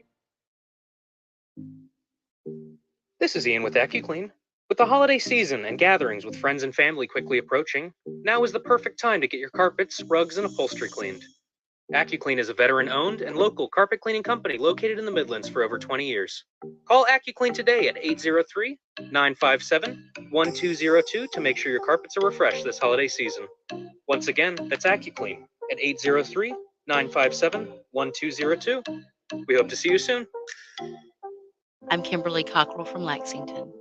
I work closely now with MAD South Carolina. In 1993, my best friend Nancy was killed in a drunk driving crash. MAD was there for me and will be there for you if you've been affected by a drunk or drugged crash. Friends, this is Kevin Cohen. If you've been impacted by one of these tragedies, let MAD help you. Online, it's mad.org or call them 748-7333. That's 748-7333 for MAD. Timeline of the Maui fire. The recordings show residents in Greater Lahaina calling about the fire at 3 a.m. and 4 a.m. First calls originally believed to have come in around 6:30 in the morning. This is SRN News. If you are 65 or older, you know this. Watching your hard-earned dollars fly out the window on healthcare costs is frustrating. Well, here's something that can really help, and it's worth taking a minute to look into. MediShare 65 Plus. MediShare is a community of Christians who share each other's healthcare bills, and it really is a community too. People encourage and pray for each other. Well, MediShare 65 Plus is a low-cost option for those with Medicare Parts A and B, and it fills in the gaps where Medicare stops. It's a great way to fight inflation too. You can lock in one low monthly price for up to 10 years. And it's easy. You can use any Medicare-approved doctor or get 24/7 telehealth access from the comfort of your home. Very worth looking into during Medicare open enrollment, which... Fran Halloran here. Now listen closely to what I'm about to say. I'm a business owner, and many of you listening right now, you're business owners as well. The first rule in owning a business is this: don't waste money. I see business owners waste their marketing dollars all the time. Not me. I figured out a long time ago that spending my marketing dollars at the point was not only intentional, but extremely profitable as well. If you're a small business owner, you owe it to yourself to sit down with Kevin Cohen and ask him to create a custom marketing plan for your business. He's looking for folks just like you who believe in local to partner with him in 2023 and beyond. Trust me when I tell you, partnering with The Point works. You will see results and your marketing budget will no longer be wasted. Give Kev a call at 803-563-8558 and tell him the Money Coach sent you. Do you own an annuity, either fixed rate, indexed, or variable? Are you paying high fees and getting low returns? If so, Annuity General would like you to have this free book to learn the pitfalls and mistakes of buying an annuity. The Annuity Do's and Don'ts for Baby Boomers contains the little-known truths about annuities, like how to help reduce your fees and increase retirement income. And it's free. That's right, free. As a bonus, we'll also throw in a free annuity rate report just for calling. We researched over 1,000 annuities and summarized rates and benefits from financially strong insurers. You get Annuity Do's and Don'ts for Baby Boomers and the Annuity Rate Report, both absolutely free for calling Annuity General today. Hurry, supplies are limited. Call now. 800-760-1845. 800-760-1845. 800-760-1845. That's 800-760-1845. Holiday shoppers, ready to get some great Christmas discounts? Well, Shooter's Choice is where you need to be. Shop early and experience their brand new, beautiful remodeled showrooms. It's a new and easier shopping experience at Shooter's Choice with huge selections of new firearms and accessories to choose your perfect Christmas gifts from. I'm talking store-wide discounts, different items all month long, many with limited supply. So maybe you need some help, huh? Well, why don't you let the staff at Shooter's Choice help you make the best choices? See, they're the real deal. Seasoned firearms experts waiting to share their knowledge during your buying experience. Too many choices for that loved one, huh? Well, grab a gift card. Let's not forget November brings you the magical Black Friday weekend at Shooter's Choice with some unreal, ridiculously low prices on select firearms. Save hundreds of dollars on Black Friday weekend as well as store-wide the whole month of November. If you can't make it to the store, shop online. ShootersChoiceSC.com. Get that Christmas wish list ready. Make your shopping experience an easy and pleasant one. Make your first choice, your best choice. Make it Shooter's Choice.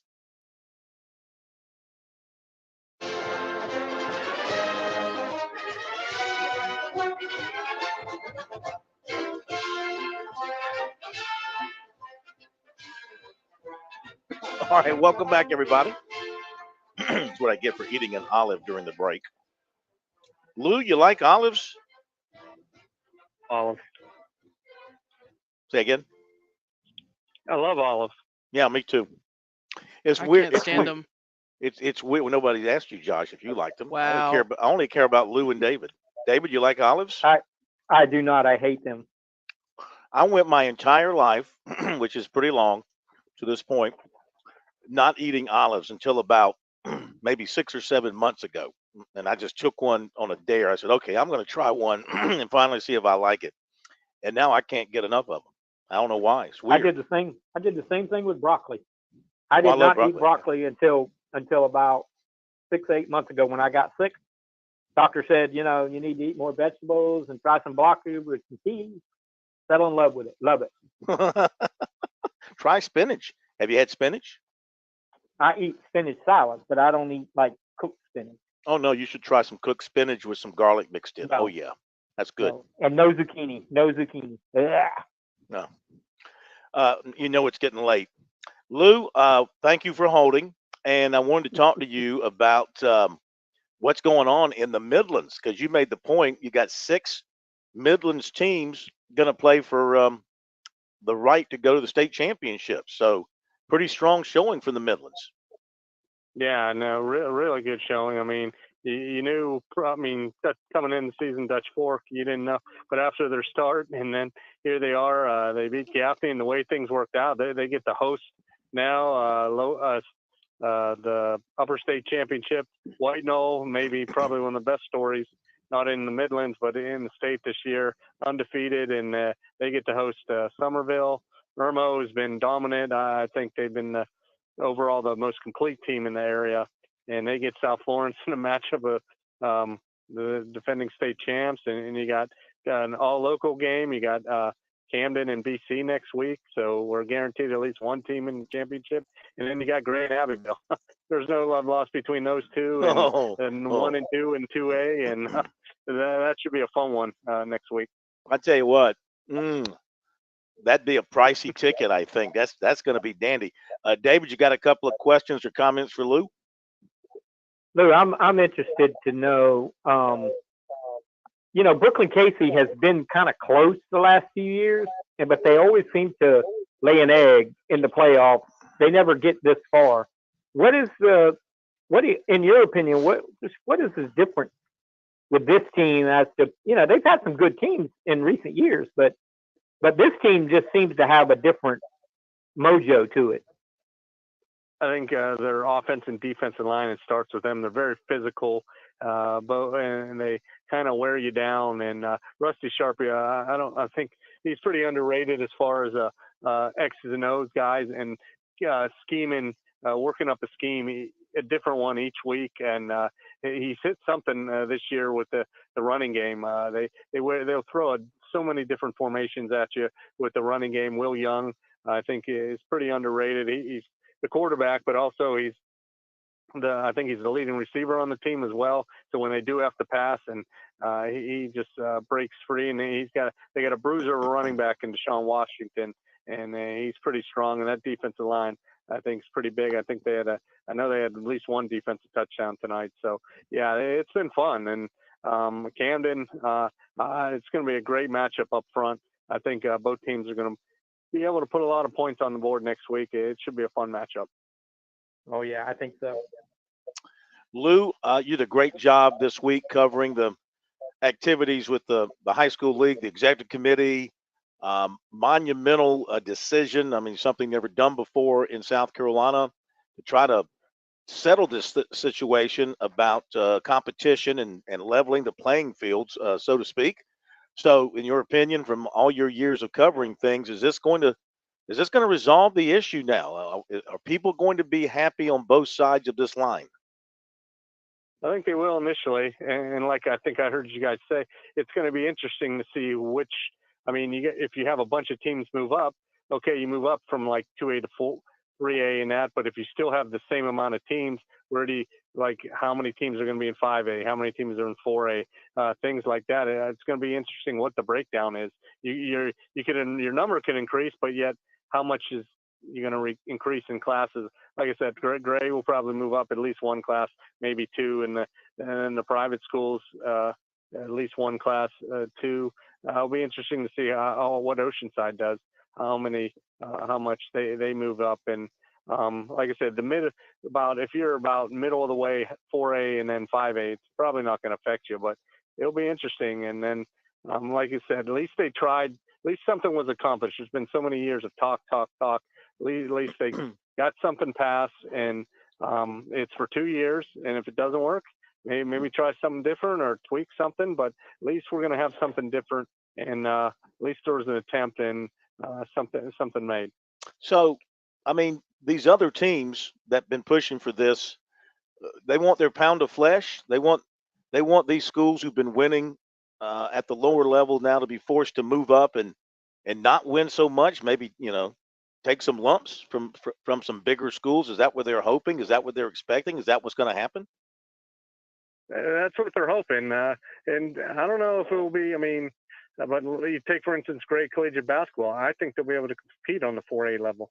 I mean, and with these, so they're going to still be able to compete in that. So, and if they don't take their, I mean, I don't think some of the sports, like I said, they'll be able to compete. I think football is one of the biggest ones because numbers. Gray doesn't have a lot of numbers, but the guys they have are pretty good. So it's going to be interesting to see what happens. And hey, they could dominate 2A, and then if they go up 3A, 4A and still winning, then I mean, it's just so be it. I mean, yeah.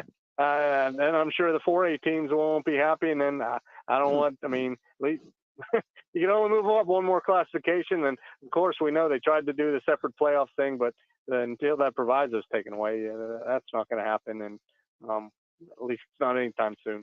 Yeah.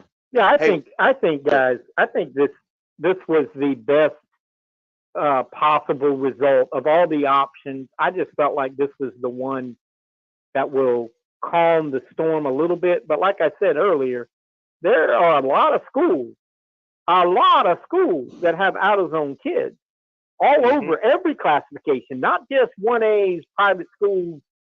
I mean, I could name some schools right here in the Charleston area that have out-of-zone kids. But I think where you're gonna have to be careful is a school like Academic Magnet. They have almost their entire student population is out of zone because they're a magnet school and they test and they attract kids from all over the Low Country. They're zoned for North Charleston. A lot of those kids don't live in North Charleston, so you can't possibly put Academic Magnet in 4A. So I think what's going to happen is you're going to see when the numbers shake out, and then you're going to have appeals. And I think with schools like Academic Magnet, Charleston Math and Science, Palmetto Scholars, and I'm just talking about the ones down here, I think you'll see the executive committee give them some relief and maybe put them in 3. Academic Magnet has been 3A before, but there's no way they could go to 4A. I mean, especially in football. I just don't see it. So I think there's going to be some leveling out. A lot of people are excited, but I talked to some ADs this week, and they're like, yeah, we got 60 or 70 out of zone kids, so we're going to probably go to 5A, or we're going to go from 3A to 4A. And Lou, have you heard any talk about a possible 6th classification? No, but maybe like a split championship, maybe splitting like 5A or like 5A to 2 brackets, something like that. That's a possibility. It's basically 6 classification, but I can see that happen. But I think you're going to see what I heard this tonight, maybe you might see some teams. I think this was sent out this week. Maybe you're going to see maybe some regions like 4A/5A region, to make things easy on travel, and you might not have the same classification in your own region. And then, because I think North Carolina does it, and where I'm from in Ohio, they do it. You just do it on points, or so when you get your playoff qualifiers, then you separate things like that. So I think there's a lot of stuff still to be worked out. Let me ask this question from the person who's the most ignorant of the three of us on the subject. Just wondering, why are they counting every student in this?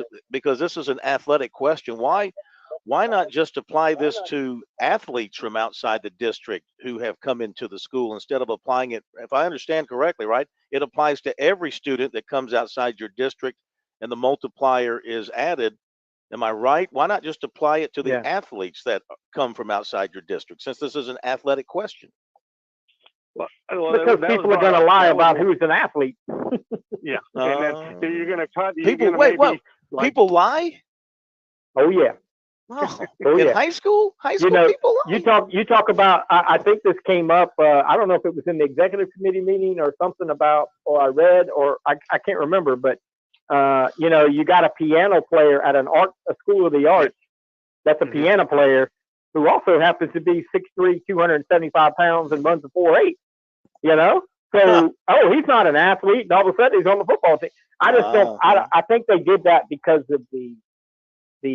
I mean, I may be wrong, Lou. You can add to this, but I think people were a little worried about who would count as an athlete. You know what I mean? In teams, maybe you're cutting your amount of.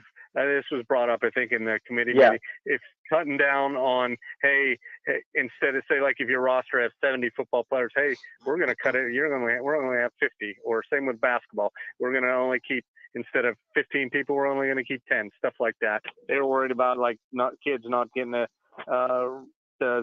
opportunity to play. I mean, to cut that way. Yeah, I think it's best to do the whole student body, and then you subtract the number of out-of-zone kids from that total. Then you multiply that by 3, then you add it back. And, like I think Oceanside, for instance, they're at about 650, and they got about 100 out-of-zone kids, I've been told. So they would probably go to 850, which would put them in 3A, and I think they would be fine with that. That would not be a 4A number, 850. Lou? Yeah, that sounds good. They've been 3A before, so. Absolutely. And so is Bishop England, and so is Academic Magnet. And I think where this is all we're forgetting is it's a 1A, 2A thing. This is for the 1As and the 2As, because that's where most of the championships have been won by the private or charter schools, or the Grays and the Christ Churches and the St. Joseph's. This is to combat that, to give the 1A smaller rural schools a chance. You remember Johnsonville last year lost in the state finals, and Coach Cribb said in the post game, we're the public school state champion, because Christ Church was a private school.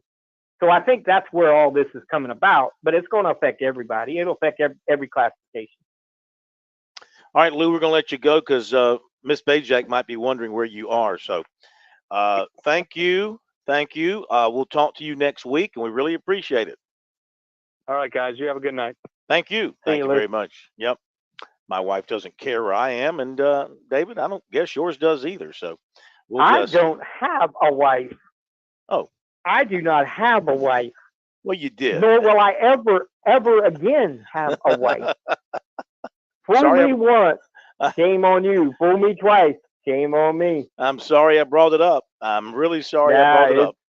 It's perfectly fine. I'm going to have Thanksgiving dinner with my family, which includes my ex-wife, so we're good. I mean, we've obviously had a lot of pain in our family, so we become a little closer. Mm-hmm. But yeah, the M word, no, we don't.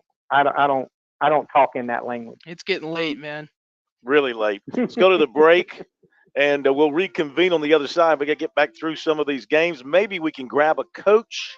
Getting a little late, but maybe we'll find a happy coach who is up and wanting to chat about winning tonight and moving on. thanks to Lou. That was great stuff, and an idea just popped into my head for our state championship Friday night broadcast. I'll tell you about it later, David.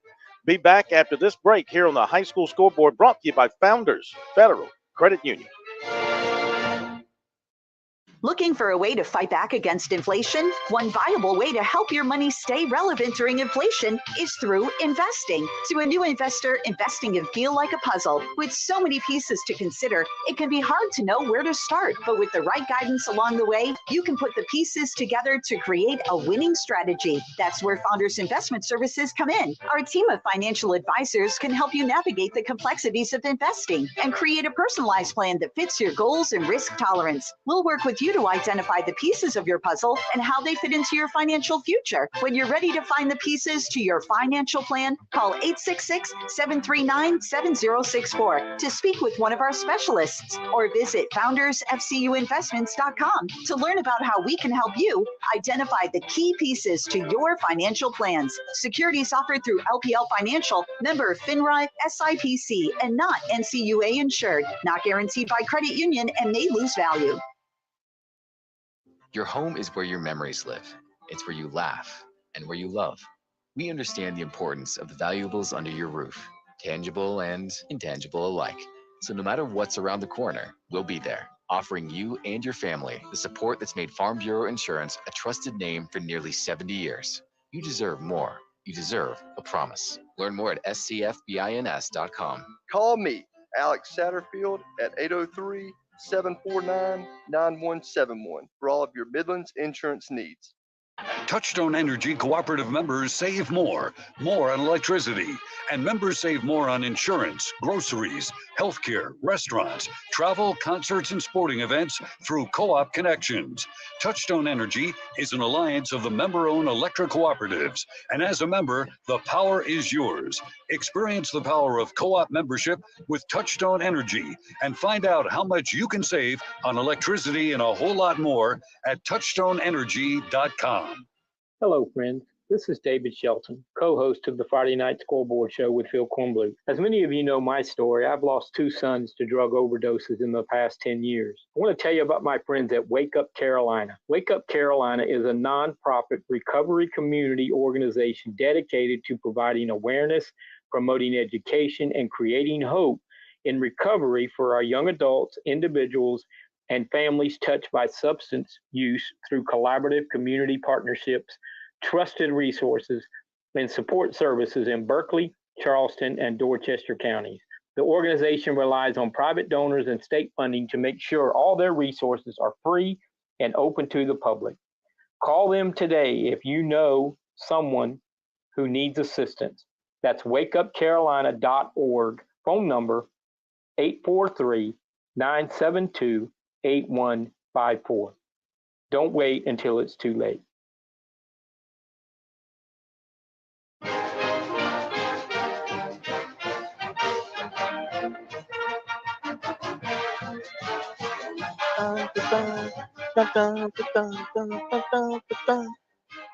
Okay, back for our final minutes tonight on the high school football scoreboard. Before we dive back into recapping things and looking ahead to next week, we do have a happy coach. I know the coaches, they do love it when they see their phone ring about this time on a Friday night, this time of the year. It's a call from us because they know they've won. They've got more football ahead. We welcome in from Abbeville, where it's all about the A, Coach Jamie Nichols, 16-6 over Silver Bluff tonight. Congratulations, Coach. How are you? Great to hear from you, Bill. Always a pleasure. Especially now. I know this must have been a tough one. This must have been a hard-hitting, knee knocker kind of football game. It really was. Two of your traditional 2A schools, Silver Bluff and Abbeville, we go back a long way, and a lot of respect for their coaching staff. D'Angelo does a great job, and their kids, tremendous athletes. And, I was really proud of our kids because we showed a little guts tonight to be able to beat that fine football team.